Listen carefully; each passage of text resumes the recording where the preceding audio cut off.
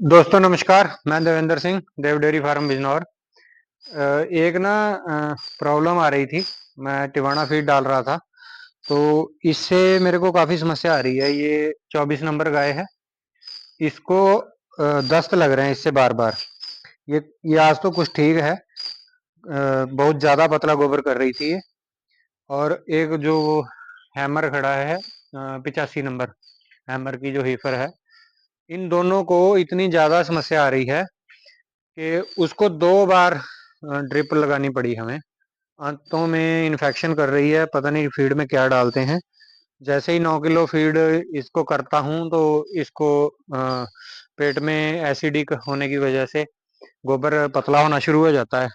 और उसके बाद इसमें जो है बिल्कुल पानी की तरह इसको दस्त लग जाते हैं।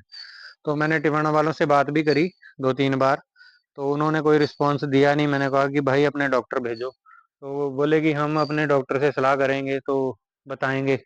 लेकिन वो मैनेजर साहब ने कुछ नहीं बताया। तो मैंने काफ़ी ट्राई किया, नहीं नहीं कोई रिस्पॉन्स मिला। तो इसको 2 बार मैं ड्रिप लगवा चुका हूँ। तो उसमें प्रोडक्शन भी डाउन हो जाता है, इसकी हेल्थ भी खराब हो जाती है। एक बार ड्रिप लगानी पड़ती है, 1.5 लीटर आरएल लगाते हैं, और फिर मेट्रोजिल करके वो आते हैं, 4 छोटी-छोटी बोतलें आती हैं, वो लगाते हैं। 17-18 रुपए की आती है एक बोतल। तो 400-500 रुपए का खर्चा लग जाता है एक बार ड्रिप लगवाने का। तो फिर गाय भी दिक्कत में आती है। उससे इन्फेक्शन तो खत्म हो जाता है, धीरे धीरे दूध अप करती है, और 8-9 7-8 दिन 9 दिन बाद फिर दोबारा से वही प्रक्रिया चालू हो जाती है। फिर धीरे धीरे दस्त लगने शुरू होते हैं, इन्फेक्शन बढ़ता जाता है। और इसके ऊपर मैंने सारे साल्ट ट्राई कर लिए। इवन मैंने इसको देसी ट्रीटमेंट भी दे दिया। सबसे पहले तो हमने नेबुलॉन पाउडर दिया था। कितने भी दस्त हो नेबुलॉन पाउडर से रुक जाते हैं। फिर टेट्रासिलीन, मार्गोजिल की गोलियां आती हैं, एक साथ में और आता है एंटीबायोटिक गोली गोली के रूप में, तो वो भी दिया, तो उससे नहीं रुक रहा है। फिर हमने जो देसी इलाज में हमने जो डोडे आते हैं वो उबाल कर इनको खिलाए, उससे भी कोई फर्क नहीं पड़ रहा। तो इन्फेक्शन ज़्यादा था। फिर एंड में हमें ड्रिप लगवानी पड़ी। तो ड्रिप से जाके कुछ कंट्रोल हुआ। फीड कम करी, चोकर पे लेके आए, तो भी काम नहीं बन रहा था। तो ज़्यादा दस्त बढ़ जाते हैं तो फिर उससे प्रॉब्लम शुरू हो जाती है। ब्लड भी आने लग जाता है, तो फिर काफ़ी से केस सीरियस हो जाता है। आंतों का इन्फेक्शन जल्दी से जाता नहीं है।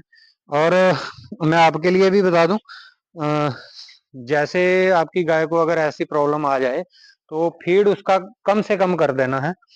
और कुछ लोग क्या करते हैं कि उसको तूड़ी की मात्रा बढ़ा देते हैं कि दस्त लग गए तो तूड़ी की मात्रा बढ़ा दो। तो तूड़ी की मात्रा नहीं बढ़ानी, और उससे और इन्फेक्शन फैलता है। तो तूड़ी कम से कम रखनी है। तो इसमें साइलेज अगर अच्छी क्वालिटी का है तो वो दे सकते हैं। और दूसरी बात है, जो हरा चारा है तो हरे चारे की मात्रा बढ़ा सकते हैं।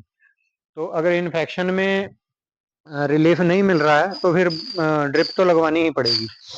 तो अब मैंने कुल मिला के इसको इसको भी अब दूसरी बार दस्त शुरू हो गए थे। तो कल इसको हमने हल्दी वगैरह खिलाई, सरसों का तेल दिया, हल्दी खिलाई 50 ग्राम, 100 ग्राम सरसों का तेल दिया, साथ में गुड़ गुड़ दिया इसको, शक्कर मिक्स करके पानी में। तो ओआरएस वगैरह पिलाया, जो आदमियों का ओआरएस आता है, ये मैं आपको दिखाता हूँ।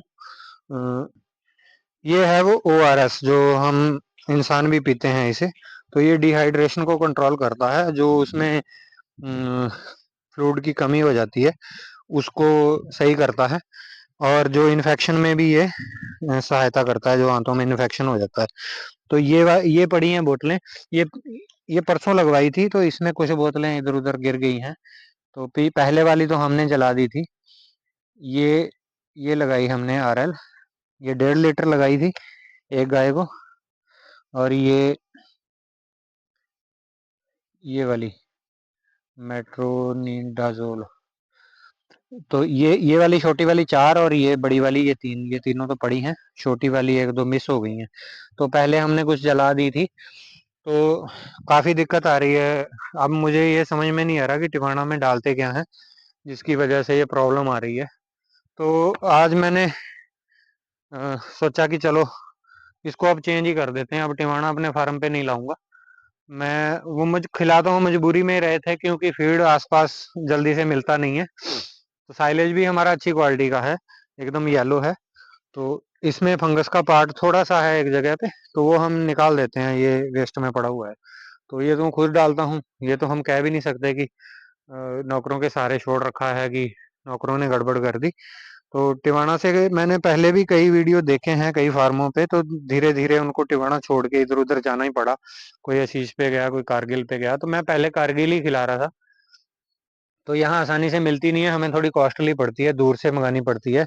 मार्केट रेट से हमें ये समझो कि जो 1200 रुपये गाड़ी का किराया लगेगा वो ऊपर कॉस्ट पड़ेगी, तो कोई दिक्कत नहीं है। 1200 ऊपर पड़ेगी तो वही इनके ट्रीटमेंट में जो खर्चा आता है वही वही सही। और इसमें रही सही कसर, जो दूध टूट जाता है उससे निकल जाएगी, और गाय के हेल्थ भी मेंटेन हो जाएगी। तो काफी मुझे भी डर था कि हाई मिल्किंग काऊ है और आगे कंसीव भी करानी है। अगला महीना जनवरी और फरवरी का महीना ये जो है ये अब कंसीव कराने का टाइम है। तो अब हम सीमन मंगाने जा रहे हैं। तो आगे फिर अगर कंसीव ना हुई फीड की वजह से, फीड ये गर्मी काफी कर रही है इसकी हैमर की बछिया को, तो जब करीब ये 30 दिन काविंग हुई थी तो इतना ज्यादा इन्फेक्शन बढ़ गया था कि जोर मारने लगी थी। जैसे गोबर करती थी तो जोर मारती थी। तो पेशाब के रास्ते एकदम जैसे पानी गिरता था, जैसे हीट में आ गई हो। तो काफी प्रॉब्लम आ गई थी, तो तब जाके हमारे को काफी ट्रीटमेंट इसका महंगा पड़ा।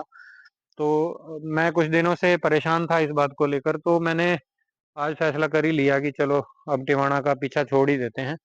ये आसानी से मिल जा रही थी, तो उस ये दूर से आती है, अभी ये करीब शिवारा से आ रही है, कारगिल। आशीष वालों से बात करी तो बोले कि रास्ते की प्रॉब्लम है, 60 कट्टों का ट्रक आएगा, ये है वो है। तो कुछ उसमें इश्यूज थे, तो मैंने कारगिल को तो हमने पहले भी ट्राई किया है। कारगिल का 10,000 फीड हम मंगा रहे हैं आज, आने वाला है थोड़ी देर में। जब आ जाएगा तो उस पर भी मैं वीडियो डाल दूंगा कि कारगिल आ गया है। और 8,000 और 10,000 दोनों। बाकी ईफर फीड और जो हमारी ग्रोअर फीड चल रही है, ट्रांजिशन फीड चल रही है, वो अभी नहीं मंगा रहा मैं, वो अभी मुस्कान का ही चलेगा। तो ये टिवाणा के 2 ही कट्टे बचे हैं, ये ड्राई फीड ट्रांजिशन में आता है, ये भी लास्ट ही है।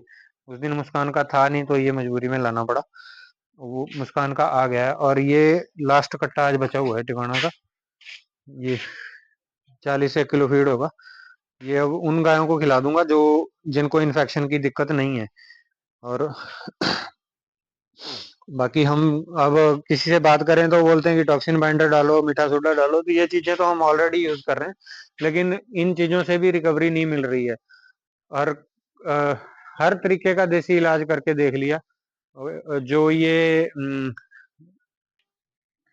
नेबलॉन जो आता है एंटी डायरियल, ये बहुत अच्छा काम करता है। किसी गाय को दस्त लगे हों, बछड़ी को लगे हों, तो एकदम इसको चावल चावल उबालते हैं जैसे, तो चावलों में इसको, चावल का जो पानी रहता है उसमें घोल के इसको गाय को पिला देते हैं, तो एकदम से ये दस्त को कवर कर लेता है। मैंने कई बार देखा है, कई बार इन्फेक्शन जल्दी से अगर नहीं ठीक होता है तो ये नेबलॉन से एकदम दस्त रुक जाते हैं, लेकिन ये भी नहीं रोक पा रहा था, ये भी मैंने काफी खिला दिया।